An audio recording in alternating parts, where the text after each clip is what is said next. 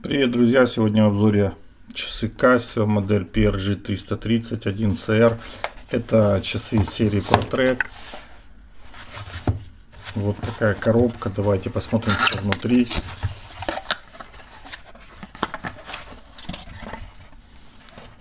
Объемная инструкция на нескольких языках.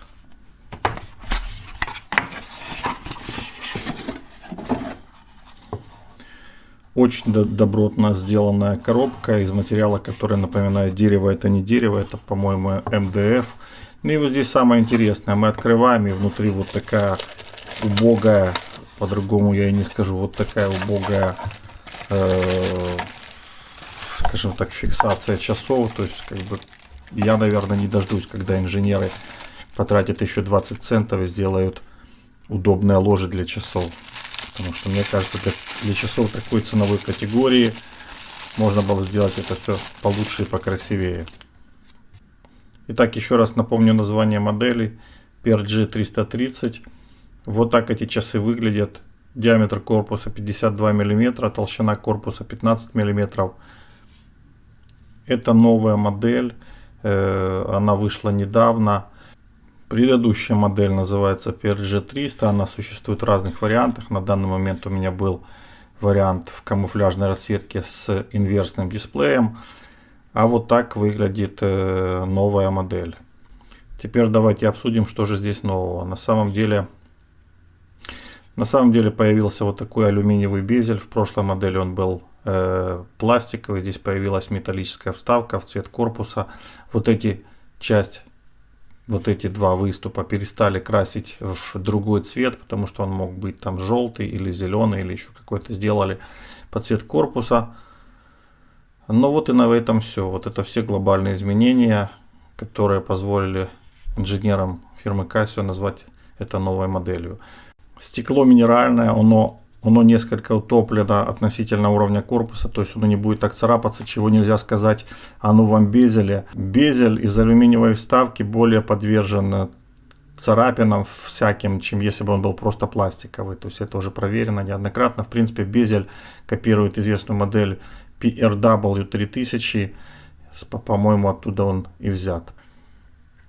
Если вы хотите более подробный обзор, вот здесь я оставлю ссылку. Я проводил где-то несколько лет назад сравнение модели PRG-330 с очень популярной моделью Casio PRG-270. Посмотрите, пожалуйста, перейдите по ссылке. Ну а теперь давайте коротко пройдемся по этой модели, потому что на самом деле изменений здесь не просто мало, их нет вообще. То есть, как бы, кроме вот этого декоративного безеля и то, что они перестали красить вот эти два выступа, больше никаких изменений нету.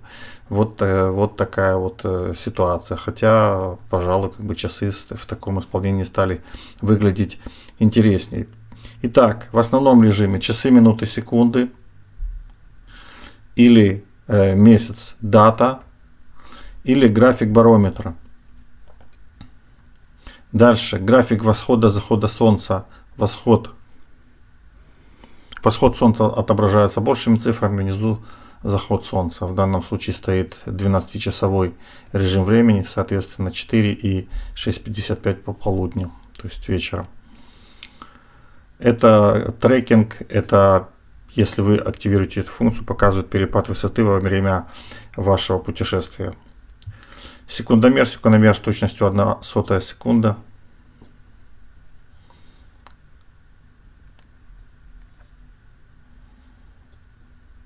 С режимом сплит, то есть мы смотрим промежуточный результат. Стоп. Сброс. Таймер обратного отсчета. Не буду показывать, стандартный таймер. Будильники. Будильников 5, 2, 3, 4, 5. Пятый с режимом снуз, что означает, что каждые 5 минут будильник будет повторять свой сигнал до тех пор, пока вы не проснетесь, или пока не будет 7 повторов подряд. После 7-го повтора будильник отключается. Дальше мировое время. Мировое время на 48 городов. И возвращаемся в режим основного времени. Также это часы с 3 датчиками, то есть датчик компас. Вот так вот постараюсь поставить более горизонтально.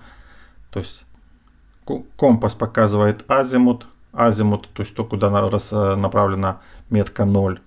Вот эти три цифры. Три точки показывают на север, одна точка показывает на юг. Также присутствует функция барометра. Очень удобно, если вам нужно отследить изменения погоды примерно за 2-3 часа. Направление графика, то есть если вот по этому графику ориентироваться, падает или растет давление, вы можете уже предсказать изменение погоды. Здесь же выводятся показания термометра. Если часы находятся на руке, термометр показывает некорректное время. Для того, чтобы показывалось корректное время, нужно часы снять с руки. И альтиметр. Альтиметр показывает текущую высоту. На самом деле он работает от датчика. Если погода изменилась, то показания будут некорректные. Скажем так, альтиметр показывает не высоту над уровнем моря, а какую-то условную высоту в пределах данной погоды. Если мы совершим подъем на высоту 30 метров, датчик будет показывать 130 метров. Если погода поменялась, датчик покажет изменение высоты, даже если вы никуда не поднимались. Вот здесь по краю расположен фотоэлемент. Вот так вот его видно лучше. Вот часы с фотоэлементом, который заряжает аккумулятор и не требует смены батареи. Индикатор М говорит о том, что уровень заряда middle средний. В этом режиме заряда батареи хватает примерно на 6 месяцев. То есть очень экономичные часы. Сейчас покажу часы на руке. Вот так выглядит задняя крышка. Производство часов в Таиланде. Номер модуля 3443. Вот я показываю вторые часы. И номер модуля здесь 3443, что еще раз говорит о том, что изменения чисто декоративные. Вот так выглядят часы на руке. Мое запястье 18 сантиметров. Часы очень удобные, ни за что не цепляются. Поэтому их можно рассматривать популярным моделям, например, PRG 270 как альтернативу. Потому что часы компактнее и в условиях города носить их очень удобно. Сейчас покажу работу подсветки.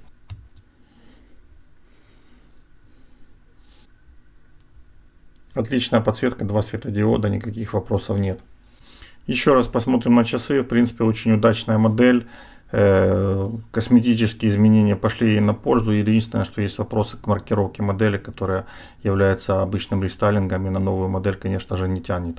Часы стали дороже примерно на $20, возможно, в первое время. Ссылку я оставлю в описании. Нажмите колокольчик, если хотите получать уведомления о новых видео. Не забывайте подписываться на канал. Всем спасибо. Пока. До новых видео.